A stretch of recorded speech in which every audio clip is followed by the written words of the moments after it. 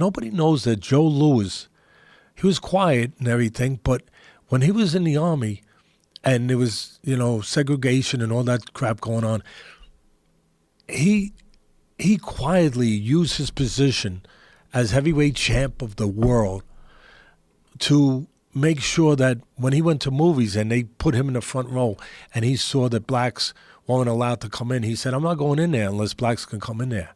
When he went to other sort of events where the same kind of junk was going on, he very quietly but powerfully integrated things and said, no, I'm going to make a change here. You're not going to have me and not have people that look like me, kept out. There were history of black families, poor black families that would get hope from just saying, hey, Louis did it. They would tell their kids, hey, right. Joe, listen, I don't want to hear this. I don't want to hear that you can't do this. Joe Louis did it. And so he was that important. Schmeling was a hell of a fighter. So Schmeling, the great story, he said before the fight, I see something.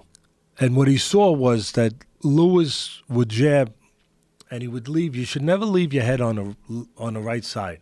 Because if you leave your head, you move your head to the right side, you're in the path to the right hand. You should actually finish on the left side because then you're outside the right hand.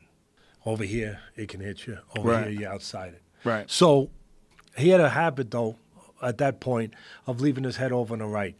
So Schmeling saw something, as he said, that he could hit him with the right hand. He could time it over the jab. Now, Schmeling was of the ilk, of the level, of the caliber. It wasn't just about talent. He could punch. He was a good fighter. But he was a pro. What do I mean by that? A lot of guys would hesitate a little bit. Same opening. They might see it. But it was the Brown Bomber who was knocking everyone out. So they hesitate. They were afraid. They might see the same thing, but they want it at a pro level. A pro level is a guy that can do what he has to do and no emotions interfere with doing it. They might have seen the opening, but they would hesitate just enough and it'd be gone. The door closed. But this guy was a pro. He didn't let that come in there and make him hesitate, that fear. He controlled it. And if the opening was there, bang, he was going to throw the punch. So he did, and he dropped Louis a few times, and, he won that fight. And Louis went on, he won the world title. He beat Braddock for the title. Cinderella Man, great movie was made about. He came from welfare to being a world champion. That's the Braddock story, without getting into it too much. So he wins the title. And, of course, the biggest sport in the country. So all the press is there, and they're, Joe, you're champion world. Not yet. Not yet.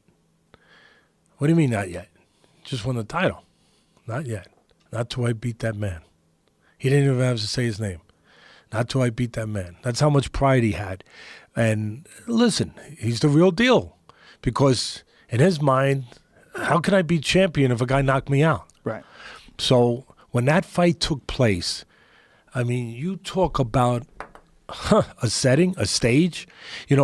Nowadays people say, oh, I'm on the stage. There's a lot of pressure, Hey, I'm not saying it's not. I'm not saying it, but a lot of pressure, a lot of people looking, a lot of people, depending on, a lot of stuff going on, and I, maybe I got a headache.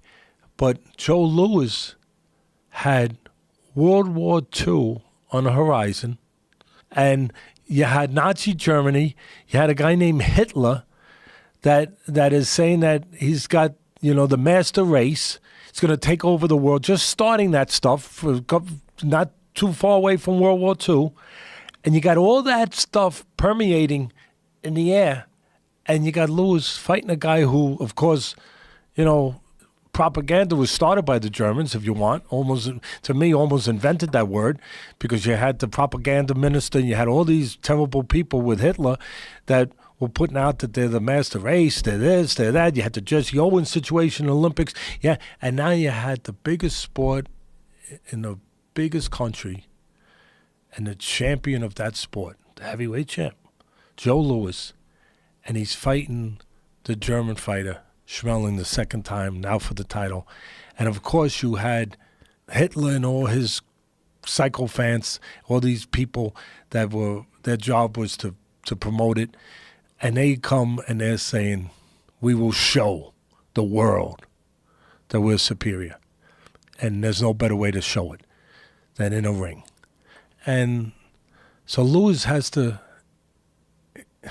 he's got to carry all this stuff. I mean, think about it. And he's a black guy in a country that he still can't go into certain places to eat. And he's got to carry the whole, he's got to carry the whole country and not let them down. And the president calls him. And again, we don't know if this is a legendary story. We don't know if it's completely true. But supposedly the president called him and said, Joe, you got to win this one for the good guys. That's one of the legends. I don't know if it's true, but I know that I'm sure he called him. And Lewis has to go into, he's got to go into Yankee Stadium, outdoors, and in Times Square in New York, they used to have it set up where they would, the radio, because all the fights were on radio back then. And so in Times Square, you had the radio speakers outdoors, playing the fight, broadcasting the fight. So people out on the streets, they hear the radio. And they hear, Joe Louis is walking into the ring. And, and you got Yankee Stadium, you got the place full, and you got the whole world of everything I just described. The good, the bad, the evil, the ugly, everything. It's not a movie, it's real life. And you got Joe Louis. And he gets in that ring and he annihilates with all this pressure, with that he's got to save basically the United States and the world from scourge and disease of the Nazi party is going to take over the world, is greater than us. And he single-handedly has to prove that. And he goes in there and he annihilates the guy in one round. And he stalked the guy. And his punches were short and powerful. And he was the greatest finisher in the history of heavyweight boxing, because when he hurt you, you didn't survive. He got rid of you. He put punches together, and they were short. And he was always in position. Look at his legs. He's always in position. You move forward, he takes a little step forward, back. Schmeling tried to catch him with that same right hand he had knocked him out 2 years earlier. Go back. He just missed it.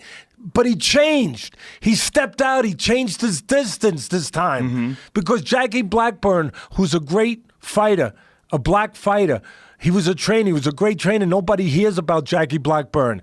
What a great fighter he was, and what a great trainer he was, and how he wasn't allowed to fight white fighters. Instead of laying his head on the right like he did the first fight, he changed his range, and he made that right hand miss. And look how calm he is. Look how calm he is. Look how focused he is. The blinding jab that sets it up where you don't see it. Watch. The jab is just a decoy. Just so he can hit it with the right so you don't see it. Right. And he did all of that with all that stuff hanging over him. I think that's the greatest single event in the history of the world.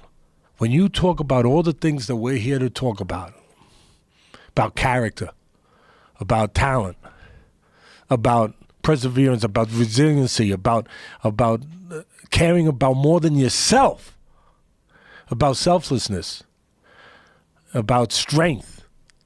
When you talk about all those things that we try to say that we care about and that we sometimes look to be, and very rarely can we be that, he was all of that.